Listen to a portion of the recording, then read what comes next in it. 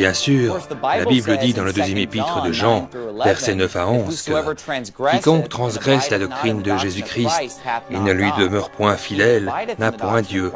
Celui qui demeure en la doctrine de Christ a le Père et le Fils. Si quelqu'un vient à vous et qu'il n'apporte point cette doctrine, ne le recevez point dans votre maison et ne le saluez point, car celui qui le salue communique à ses mauvaises œuvres. Et que faites-vous quand vous souhaitez à quelqu'un que Dieu lui apporte le succès? Vous les bénissez. Donc aujourd'hui, la chrétienté évangélique dit que nous devons bénir Israël si nous voulons que Dieu nous bénisse, et pourtant, le deuxième épître de Jean nous enseigne que si nous bénissons ceux qui nient le Fils de Dieu, nous prenons part à leurs méfaits. Les évangéliques, bien sûr, représentent une grande partie de la chrétienté américaine. Les baptistes du Sud, ceux de la Pentecôte, les assemblées de Dieu. Tout cela sont des groupes très fervents et ils ont en résumé été très pro-Israël, pro-sionistes. Beaucoup d'entre eux ont carrément fermé la porte de la conversion en disant « Oh, vous n'avez pas besoin de Jésus, vous êtes juif ».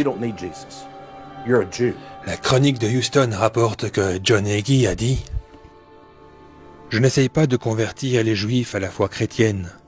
Il n'y a rien dans la nuit pour honorer Israël qui fasse cela. En fait, essayer de convertir les Juifs est une perte de temps.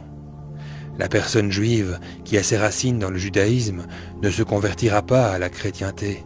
Toutes les autres personnes, qu'elles soient bouddhistes ou bahaïs, doivent croire en Jésus, mais pas les Juifs.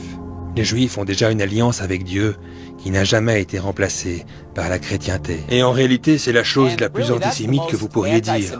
N'évangélisez pas les Juifs. Cela aura pour effet de les envoyer en enfer.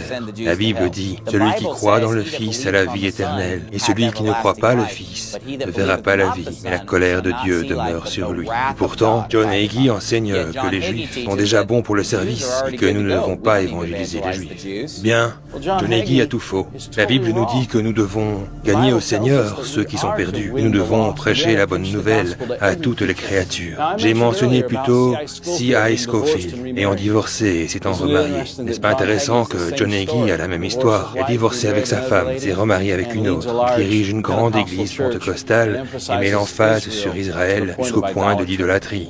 Libre, c'est libre les frères. Donnez louange et gloire à la maison du Seigneur. Des 18 000 personnes appartenant à son église à San Antonio, Texas, jusqu'aux 99 millions de foyers qu'il dit regarder chaque semaine son émission télévisée et radiodiffusée, John Hagee a construit un empire diffusant l'évangile d'Israël avec des évangéliques de par le monde. Et en tant que leader du CUFI, son pouvoir s'étend du pupitre à la politique. John Hagee est un faux prédicateur, blasphématoire, qui enseigne que Jésus-Christ n'est pas venu sur terre pour être le Messie. Pour la défense d'Israël, ébranlera la théologie chrétienne. Il prouve par l'Écriture que le peuple juif en tant que tel n'a pas rejeté Jésus comme Messie. Il prouve aussi que Jésus n'est pas venu sur terre pour être le Messie. Il prouvera qu'il y avait une conspiration entre Rome, le haut prêtre et Hérode pour exécuter Jésus en tant qu'élément d'insurrection trop dangereux pour vivre. Puisque Jésus a refusé par ses mots et gestes de prétendre être le Messie, comment les Juifs peuvent-ils être accusés de rejeter ce qui n'a jamais été offert? Lisez tout cela dans cet exposé choquant pour la défense d'Israël. Ce dernier livre du pasteur John Hagee est destiné à générer des discussions animées parmi les chrétiens du monde.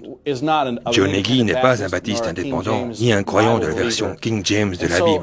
Donc beaucoup de gens qui regardent ce documentaire diront « Pas grave, il n'est pas des nôtres ».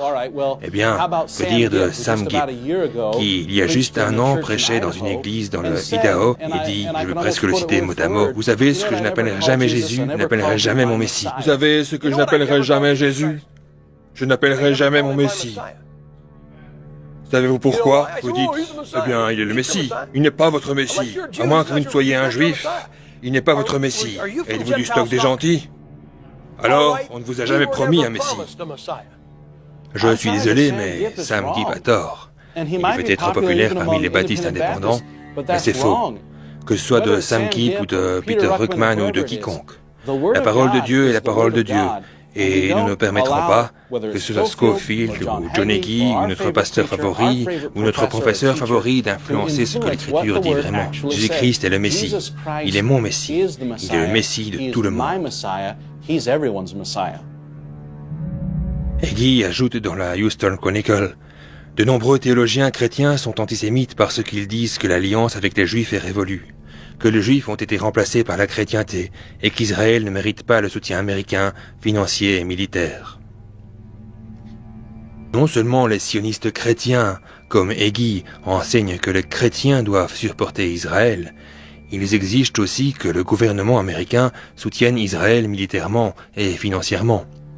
Et parce que les chrétiens évangéliques constituent une grande partie de la populace votante, les politiciens font leur devoir et vont en Israël, prier au mur des lamentations.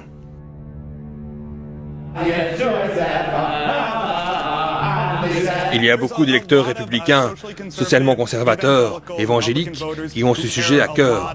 Et s'ils voient Ted Cruz sur Fox News dire « Je suis 100% derrière Israël », quand ils voient ça, beaucoup d'électeurs conservateurs diront « Eh, ce Cruz est un type plus chouette que je ne le croyais ».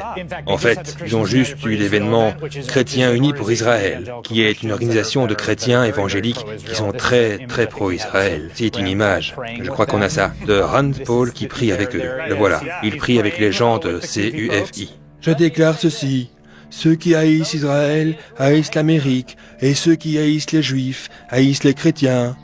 So opposition to Israel is opposition to God. And I don't care what they believe and where they're at on the spiritual timeline. Donc l'opposition à Israël est de l'opposition à Dieu. Et je me fous de savoir ce qu'ils croient et où ils sont dans leur voyage spirituel, vu que ce n'est pas mon problème. Je le couvre, et ce n'a pas d'importance ce qu'il fait, où il en est.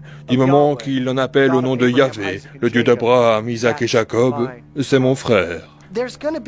Il va y avoir, je pense, un virage vers un christianisme plus biblique, un christianisme plus juif. Et les frontières entre nous, qui étaient « Oh, ceux-là sont chrétiens, ceux-là sont juifs », vont être « Oh, ce sont comme nos frères ».